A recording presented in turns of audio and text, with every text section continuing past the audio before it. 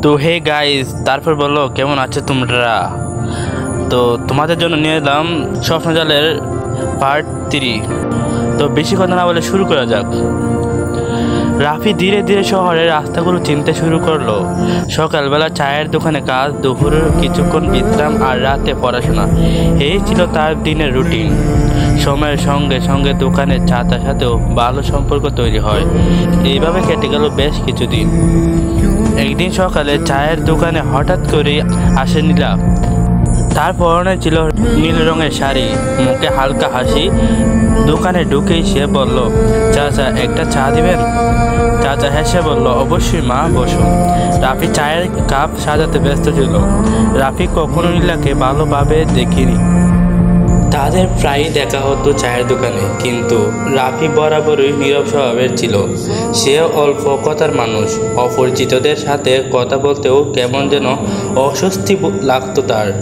কিন্তু নীলা রাফিকে প্রথম দেখাতেই মনের অজান্তে ভালোবেসে ফেলে। নীলা প্রায় প্রতিদিনই অজুহাত তৈরি করে চায়ের দোকানে আসতো। কখনো বলতো চা ভালো লাগে, আবার কখনো বলতো মামার দোকানের সিঙ্গারা ভালো লাগে। কিন্তু আসল উদ্দেশ্য ছিল রাফিকে দেখা। রাফি অবশ্য বুঝতে পারতো না, শুধু মুচকি এসে কাজ করত। তার চোখে স্বপ্ন ছিল বড় হওয়ার, অনেক বড়। গ্রামের সেই ছেলেটা নিজের মেধায় শহরে এসে টিকে থাকার যুদ্ধে চালিয়ে যাচ্ছে। চায়ের দোকানের ফাঁকে ফাঁকে পড়াশোনা করতো সে। চোখে ছিল অদম্য আগ্রহ। নীলা মাঝে মাঝে রাফির কাছে চা নিয়ে বসে যেত। রাফি কাজ করতো আর নীলা চুপচাপ তাকিয়ে থাকতো। মাঝে মাঝে কিছু কথা বলার চেষ্টা করতো। তোমার নাম কি? তুমি এখানে কবে থেকে? কিন্তু রাফি ছোট ছোট উত্তর দিয়ে সেরে দিত। নীলার বাবা শহরের একজন প্রতিষ্ঠিত ব্যবসায়ী, অনেক বড় কোম্পানির মালিক। সে সুবাদে নীলার জীবনের কোনো অভাব ছিল না। তবে তার এই নিরহংকার মনোভাব তাকে আলাদা করে তুলেছিল। বড় লোক হয়েও মাটির কাছাকাছি থাকা ছিল তার স্বভাব। আর এই কারণেই হয়তো রাফির মতো একজন সাধারণ ছেলের প্রতি তার এতটা টান অনুভব করেছিল। একদিন দুপুরবেলা নীলার বাবা তার কোম্পানির কাজে যাচ্ছিলেন। রাফি সেই সময় দোকানের চা নিয়ে ব্যস্ত ছিল। একজন গ্রাহকের কাছে চা দিতে গিয়ে রাস্তায় পার হওয়ার সময় হঠাৎ করেই একটি বাইকের ধাক্কায় পড়ে যায় রাফি। চারপাশে সবাই ছুটে আসে। রক্ত ভেসে যাচ্ছে তার পা, আর মাথায় ছোট্ট একটি আঘাত লেগেছে। তখনই নীলার বাবা গাড়ি থামান। তিনি মানুষ হিসাবে অনেক ভালো ছিলেন, তাই রাস্তা কারোর কষ্ট দেখলে তা উপেক্ষা করে পারতেন না।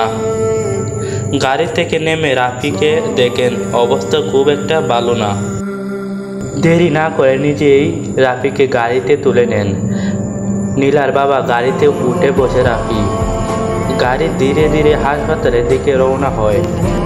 হাসপাতালে পৌঁছে চিকিৎসা শুরু হয়। 2 ঘন্টা পর তার জ্ঞান ফিরে আসে। চোখ মেলে দেখে হাসপাতালে সাদা দেয়াল, পাশে নীলার বাবা। কিছুটা অবাক হয় রাফি। নীলার বাবা মৃদু হেসে বলেন, তোমার কিভাবে লাগলো বলো তো? রাস্তা পার হতে দেখলাম, হঠাৎ করেই পড়ে গেলে, এখন কেমন লাগছে? রাফি মাথা নিচু করে বললে, এখন একটু ভালো আছি। নীলার বাবা একটু মৃদু হেসে রাফিকে প্রশ্ন করলেন, তোমার নাম কি? রাফি উত্তর দেয়, আমার নাম রাফি। নীলার বাবা বলেন, তোমার পরিবারকে খবর দিতে হবে। রাফির মুখটা একটু মলিন হলো। আস্তে করে বলল, এখানে আমার কেউ নেই, আমি একা থাকি। এই কথা শুনে নীলার বাবা বলে, কী করো তুমি? রাফি বলে, চায়ের দোকানে কাজ করি। এই কথা শুনে নীলার বাবা বলে, তুমি পড়ালেখা করো না? রাফি বলে, এমনিতে স্কুলে পড়ি না, তবে আমার নিজের কিছু বই আছে, সেইগুলো পড়ি। নীলার বাবা বলে, কেন স্কুলে পড়ো না কেন? রাফি বলে, স্কুলে পড়লে আমার কাজ কে করে দেবে, আর কাজ না করলে খাবো কি আঙ্কেল? এই কথা শুনে নীলার বাবা কিছুক্ষণ চুপ করে থাকে। তারপর গভীর শ্বাস নিয়ে বলে, তাহলে আর চিন্তা করো না, তুমি এখন থেকে আমার সাথে থাকবে, আমার বাসায় কাজ করবে আর পড়াশোনা চালিয়ে যাবে। তোমার মতো মেধাবী ছেলে কয়জনই বার আছে? রাফি প্রথমে অবাক হয়। এমন প্রস্তাব জীবনে আসবে এ কথা কল্পনাও করিনি। কিছুক্ষণ চুপ থেকে বলে, আপনার এত বড় উপকার আমি কিভাবে শোধ দেব? তখন নীলার বাবা হেসে বলেন, তোমাকে বড় হতে হবে, নিজের স্বপ্ন পূরণ করতে হবে, সেটাই আমার জন্য যথেষ্ট। রাফি কিছুক্ষণ চুপ থেকে সম্মতি জানায়। গাড়িতে উঠে রাফি নতুন জীবনের স্বপ্ন দেখতে থাকে। তার চারপাশে যেন একটু আলো ছটা খেলে যায়। মনে হয় এতদিনের অন্ধকার পথ চলার পথে প্রথমবার একটা আলো তার সামনে এসে দাঁড়িয়েছে। বাসায় পৌঁছানোর পর রাফি বুঝতে পারে এ যেন আরেকটা জগৎ। নীলার বাবার বিশাল বাড়ি, প্রতিটি কোণ সাজানো গোছানো, কাজের লোকজন, গাড়ি, বড় বড় ঘর। রাফি অবাক হয়ে সব কিছু দেখে। জীবনে এমন কিছু সে কখনো দেখেনি। হঠাৎ করেই রাফি একজনকে দেখে অবাক হয়ে যায়, আর সেটা আর কেউ না, সেটা ছিল নীলা। নীলা ও রাফিকে দেখে একটু অবাক হয়। তারপর নীলা এসে রাফিকে বলল, আপনি এখানে? তখন নীলার বাবা বলে, তোমরা কি আগে থেকে একে অপরকে চিনো নাকি? তখন নীলা বলে, তেমন একটা চিনি না, তবে ওনাকে একটা চায়ের দোকানে দেখেছিলাম।